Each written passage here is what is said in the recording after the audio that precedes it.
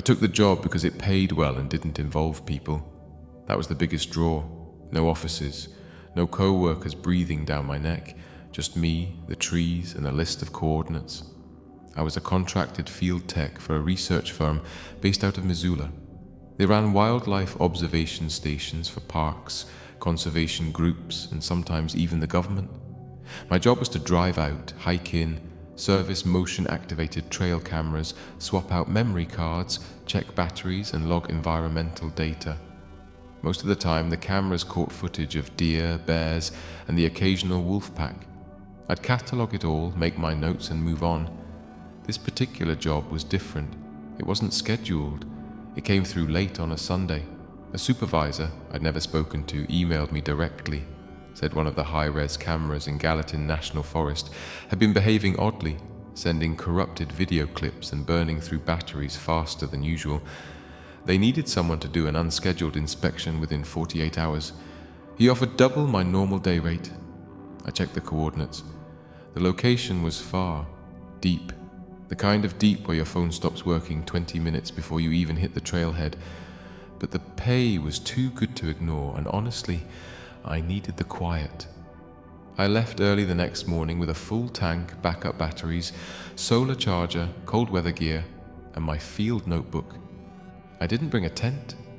The job was supposed to be in and out, hike a few miles, check the camera, replace what was necessary, hike back, maybe spend one night in the back of my truck if I didn't make it back by sundown. By the time I reached the edge of the forest, the air had that damp chill to it. The kind that makes the trees feel older somehow. The last town I passed through had a diner, a hardware store, and not much else. When I asked the woman at the counter for directions, she stared a little too long at the GPS point on my paper map before shaking her head. She told me no one goes that way anymore. Something about logging roads washing out years ago. But I wasn't superstitious. I'd worked in weirder places. Places where you could go a full day without seeing your own shadow because the trees were so dense. Places where the moss muffled your steps and it felt like even the air was watching you. Gallatin was beautiful, but it wasn't haunted. Or so I thought. I parked at the end of a gravel access road and loaded up my pack. According to the old trail markers, the hike would take about 3 hours one way, with some elevation gain toward the final stretch. I started late morning. The sky was overcast but dry. Wind stirred the treetops above me, and for the first 2 hours, I saw nothing but fallen branches, frozen puddles, and squirrel tracks. The first odd thing I noticed was the silence, not at first. But as I climbed deeper in, the usual forest noise, the rustle of birds in the underbrush, the distant peck of a woodpecker, even the wind itself started to thin out. I hadn't realized how quiet it had become until I stepped on a stick and the crack sounded like a gunshot. I stopped, heart thumping, and listened. Nothing. Not even the echo of my own breath. I kept going. Eventually, I reached the camera station. It was strapped to a tree at the edge of a small clearing, just as the GPS had promised. The area around it was undisturbed. No claw marks, no obvious tampering, but the camera was warm to the touch, warmer than it should have been. I opened the casing, and the green light on the side blinked rapidly before dying completely. I swapped out the memory card and inserted a fresh one. The old battery pack was drained to zero. I'd seen this happen in cold snaps, but the air wasn't nearly cold enough for that. I logged the details, replaced the batteries, and tested the motion sensor by walking back and forth in front of the lens. It activated normally. I took a few steps back to scan the perimeter. Something felt off, though I couldn't say what. The clearing was just trees and dead leaves, same as always. But the longer I stood there, the more it felt like I wasn't alone. Not watched, exactly. Just noticed. Like I'd entered someone else's space. I made camp near the tree line, planning to head back at first light. There was no cell reception. I boiled some water with my portable stove and ate in silence. My truck was 5 miles back, but I wasn't hiking in the dark. Not out here. Not alone. That night, the forest never fully went still. I lay in my sleeping bag with my hat pulled down over my eyes, listening. I expected the wind. I expected distant creaks from trees adjusting in the cold. What I didn't expect was the sound of footsteps, slow, heavy, deliberate, crunching once, then stopping. I sat up, waited. Nothing. I figured it was a deer. But deer don't stop walking when you stop breathing. I stayed awake most of the night, half expecting something to brush the side of my tent or worse. But nothing happened. And by sunrise, the woods were noisy again. Birds, wind, squirrels. Like the forest had decided to pretend nothing strange had occurred. I packed quickly and hiked back to the truck. I tried to convince myself I was being paranoid. It happens, especially when you're alone for too long in unfamiliar places. But when I got back home and opened the footage, the part I can't forget, what keeps me up now, is what I saw on the corrupted card. There were no animals, not one. Just hours of motion-triggered recordings, branches swaying, leaves fluttering, until a moment at exactly 2:15 in the morning. The camera turned on. The frame showed the empty clearing, bathed in moonlight. Then, something stepped into view, but it wasn't an animal. And whatever it was, it looked straight into the lens, as if it knew I'd be watching. I don't know how to describe it, not exactly, not yet. But I know this. I went out there to check a camera, and now something out there knows I came, and I think it wants me to come back. I didn't sleep well the night I reviewed the footage. The image was burned into my brain, that pale figure in the clearing. It was tall, too tall. The limbs were thin, and the way it stood, it looked wrong. Not hunched or threatening, just misplaced. Like it had no business being part of the landscape, but somehow was. It faced the camera with such stillness that I thought the video had frozen, but the leaves behind it kept moving. A few seconds later, it walked back into the trees. I replayed that clip over and over, frame by frame, trying to catch more detail.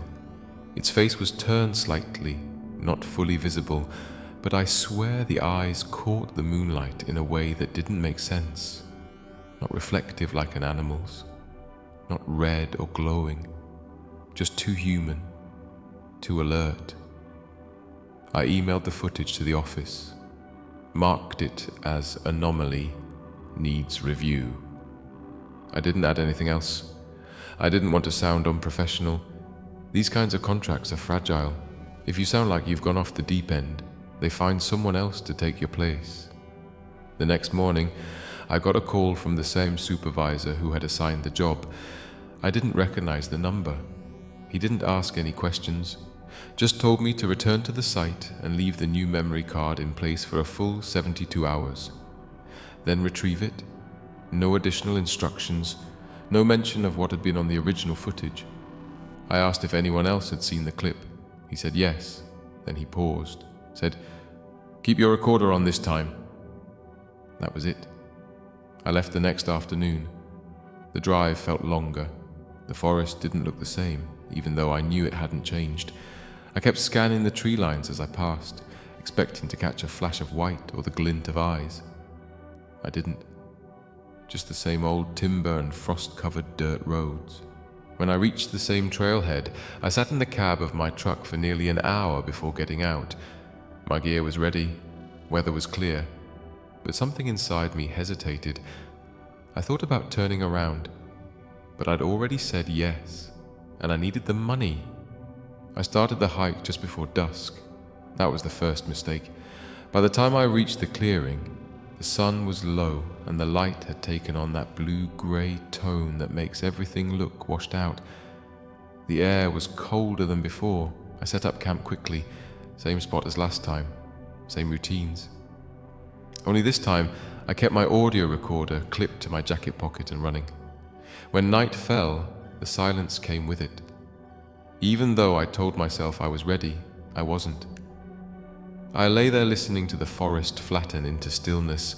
It was like every sound got pulled away at once. I knew it wasn't wind. Wind howls, creaks, moves branches. This was a vacuum, like the trees were holding their breath. Around 2 a.m, I heard movement. Not an animal. Something slower, heavier, not running, not even walking, just pressing into the leaves step by step. One, pause, another, closer. Then it stopped. I didn't unzip the tent. I didn't move. My hand stayed wrapped around the voice recorder, thumb holding the button. The only thing I could hear was my own pulse and something breathing just beyond the canvas, not panting, just a slow inhale and a long, steady exhale. It lasted maybe 2 minutes, then it was gone. I waited until sunrise before opening the flap. There were no tracks in the frost, no broken branches. The leaves near the tent hadn't been disturbed. Nothing was missing. The recorder had captured it though, faint but clear. Footsteps, then breathing. Later that morning, I reviewed the new footage on the camera. The memory card had already recorded 3 new motion clips since I installed it the day before. The first showed a raccoon, the second showed wind in the trees. The third was from the night before. Same time, 2:15 a.m. The clearing was empty at first. Then the shape entered the frame again. Same figure, same height. But this time, it didn't just look at the camera. It stopped dead center in the clearing, turned its head to the left, then to the right, then slowly tilted it back until its face was pointing straight at the sky. It held that pose for 20 full seconds. Then it dropped to all fours, knees and palms, and crawled out of frame. I don't know how to explain how wrong that motion looked. It didn't move like something that had ever needed to walk. The arms bent the wrong way. The shoulders rose too high, like it was pretending to be something it wasn't. I copied the footage, sent it in. No one responded this time. I didn't leave the site. I didn't want to hike out without someone knowing I was coming. I checked the satellite tracker. Still no signal. The emergency beacon hadn't been triggered. That meant I wasn't in official danger. But I felt it. By nightfall, I had packed everything. I didn't plan to sleep again. I told myself I'd wait for sunrise and hike out, that I could endure one more night. But around midnight, something started moving just beyond the tree line. Not footsteps. This time it sounded like something dragging, leaves scraping slow and constant, like a heavy coat being pulled across the ground. Then a knock. Not on the tent, on the tree behind it. Once. Then again. A long pause. Then 2 quick knocks. I didn't move. I didn't sleep. I just waited. And as the forest sat in silence, I realized it wasn't trying to scare me. It was trying to teach me something, and I was too afraid to understand what. I left just after sunrise. Didn't eat. Didn't drink. Just broke camp as fast as I could and started moving. My legs were stiff from staying in the same position for hours, but adrenaline covered most of the pain. The trail felt longer on the way out. It shouldn't have, but it did. Trees looked different. Paths I'd clearly taken just 2 days earlier didn't feel familiar. I stopped at one point to check my compass and thought maybe I had veered off by accident, but the heading was correct.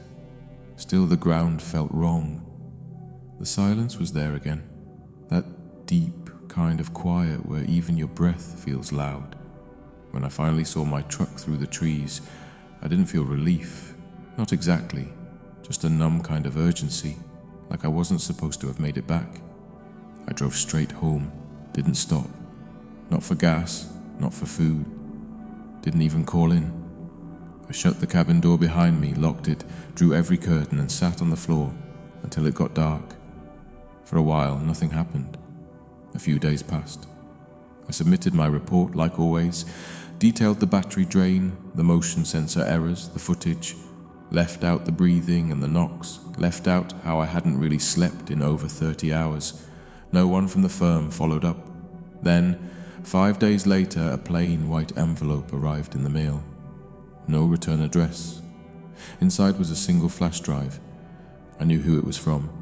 The label just said, "Recovered footage, Unit 9C." That was my camera. I waited until night to watch it. I don't know why. Maybe part of me wanted to prove I wasn't afraid. Or maybe I already knew I wouldn't be sleeping anyway. The footage started normally. Static shots of the clearing, clouds drifting, a fox at the edge of the frame. Then the motion trigger activated at 2:15 again. Always the same time, but this time was different. The figure stepped into view just like before. Still tall, still thin, still slow. But something was in its hand. I couldn't tell what at first. It was dark, misshapen, like a bundle of cloth or rope. But then it raised it, and I realized it was holding an animal. A rabbit, limp, either dead or asleep, its head lolled unnaturally to one side. The figure stood there facing the camera. Then it knelt, gently placed the animal on the ground, backed away, and disappeared into the trees. The camera stayed on the rabbit for several minutes. No movement, just its body in the dirt, facing the lens. Then, without any sound, it twitched. Once, then again. Its limbs moved like they didn't belong to it, like they were trying to remember how to move. It turned toward the camera and began to crawl. Not hop, crawl, slow and stiff, like something learning what a body is supposed to do. Then the video ended. I stared at the black screen for a long time, thought about calling someone, but who? Wildlife control? The police? A friend? What would I say?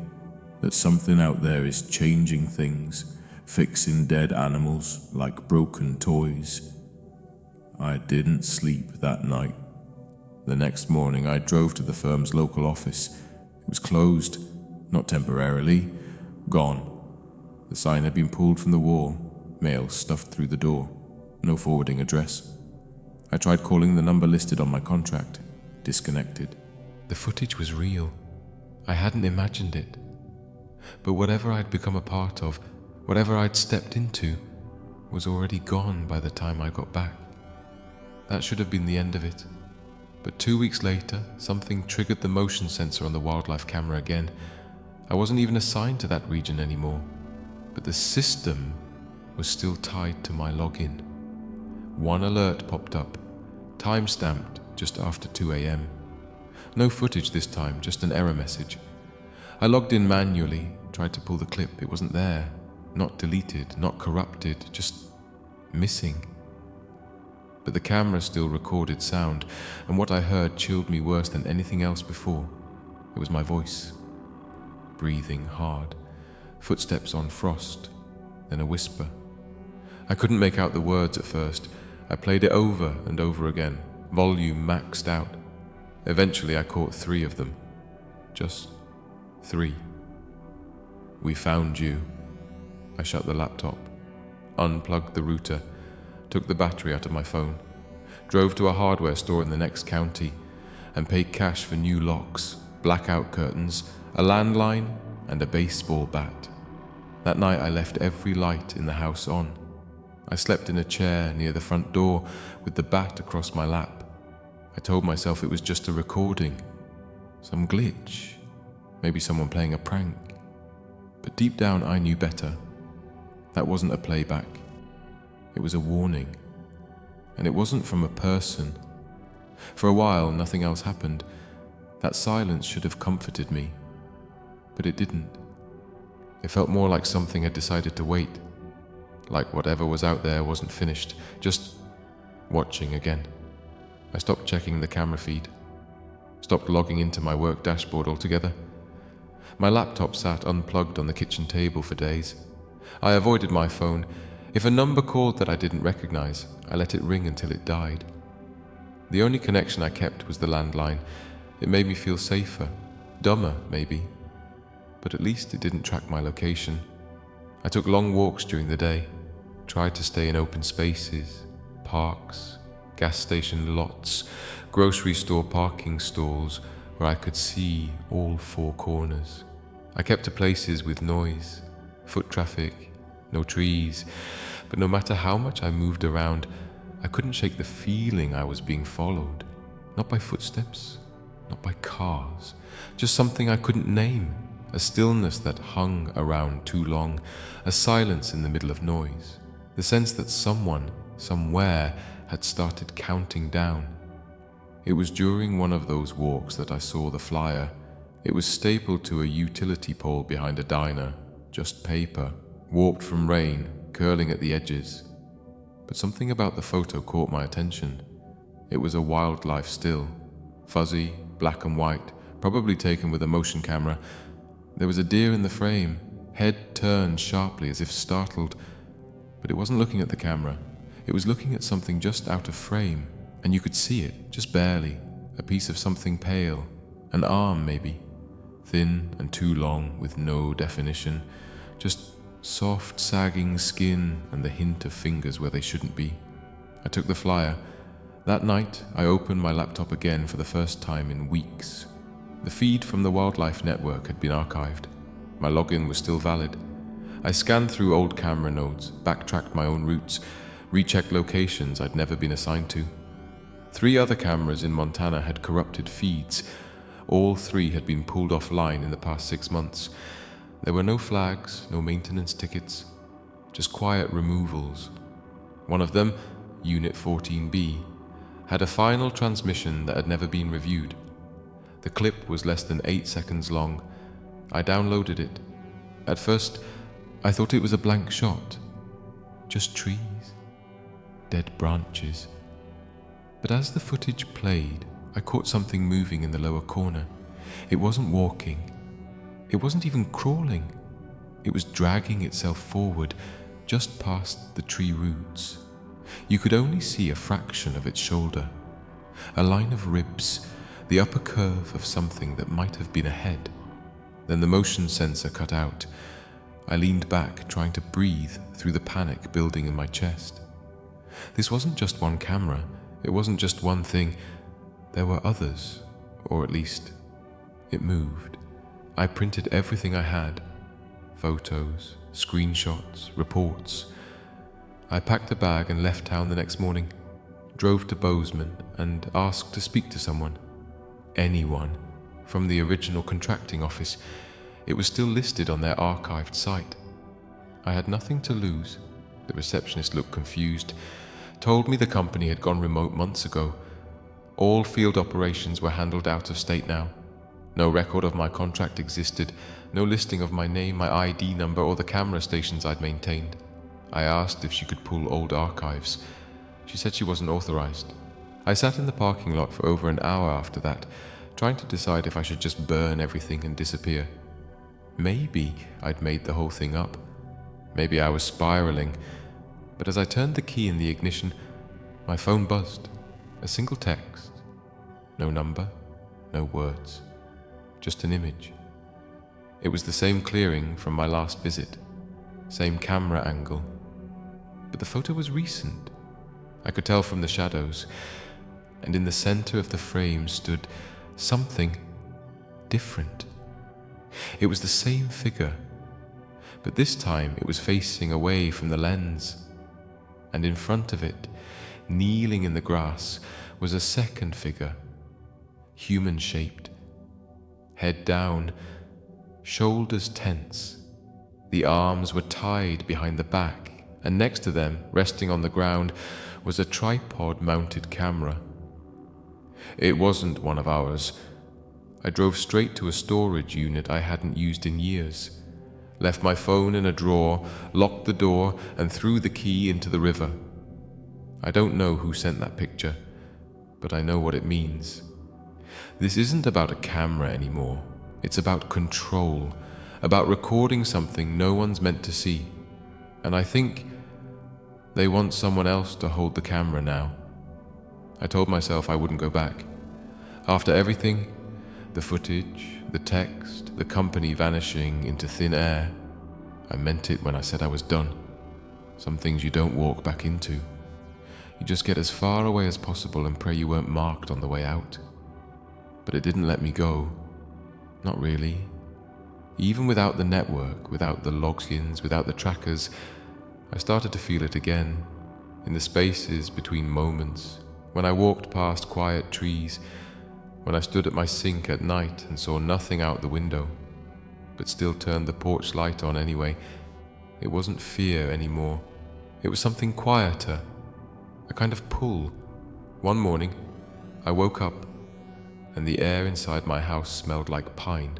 Not like a candle, not like an air freshener, real pine, cold, wet bark, the kind that clings to you after you've hiked through brush.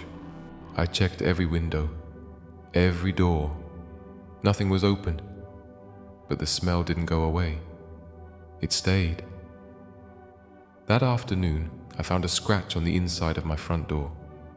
Not claw marks, not a knife, just one long, deliberate line, low, like someone dragged a stick across the wood from inside the house, right to left, a single motion. That night, I pulled the old maps back out. I told myself I wasn't going back to investigate, that I just needed to know, to understand the pattern. But I printed a copy of the camera grid, I marked the locations, and I circled the place where it had all started, the clearing. I packed the next morning. I left my house unlocked, left the lights on, left a note on the kitchen table that simply said, "Don't look for me."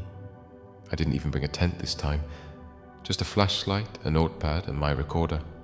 No weapons, no food. I wasn't planning to stay long. The trail was the same, but the air wasn't. It was heavier, thicker, like it carried weight now. Every step I took felt like I was being pulled forward, not walking by choice, but dragged by something I'd already agreed to. I stopped noticing the cold. My breath came out thin, and by the time I reached the clearing, the sun was already dipping low behind the hills. The camera wasn't there anymore. The straps that had held it to the tree were still wrapped in place, but the unit was gone. Not cut, not pulled, just missing, like someone had unhooked it carefully and walked away. I stood in the center of the clearing for a long time. The silence was back, the deep one. I took the recorder from my pocket and clicked it on. Let it run. Then I sat down. I didn't know what I was waiting for. I didn't know if anything would come, but I felt like I was supposed to witness something. That whatever had started this wanted someone to see the end. The first sound came just after midnight, not footsteps, not breathing, just a voice, mine, but not from me. It came from the tree line behind me, low, distant, not repeating words, just breathing with shape, as if my own voice had been stretched, bent, and thrown back at me.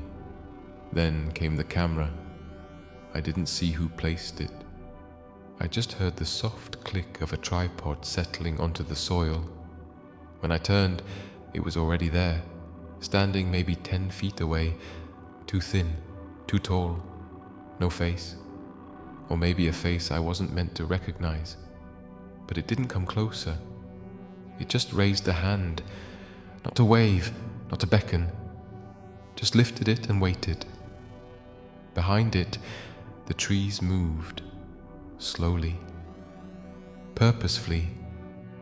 Figures began to emerge, some tall, some small, all of them wrong in ways I couldn't describe. One walked like its joints were loose, another like its spine had never learned to bend. They stood in a half circle around the clearing, and I understood then. This was never about the footage, never about what the camera caught. It was about what it trained me to become, a witness, an observer, a recorder of what should never be recorded. The tripod clicked, the red light blinked, and I realized I wasn't holding the recorder anymore. It was gone. So was the map, my bag, my flashlight. The clearing was empty, except for me, and the lens, and the silence. I don't remember leaving. I only remember waking up at the edge of the trail with mud on my palms and dried blood under my fingernails. I made it back to the truck. The keys were still in the ignition. The clock read 2:15. I didn't drive home. I didn't go anywhere. I sat there until the sun came up and told myself over and over that I wasn't part of it, that I'd walked away. But deep down I knew the truth. I didn't monitor that camera. It monitored me. And it's still recording, somewhere, right now.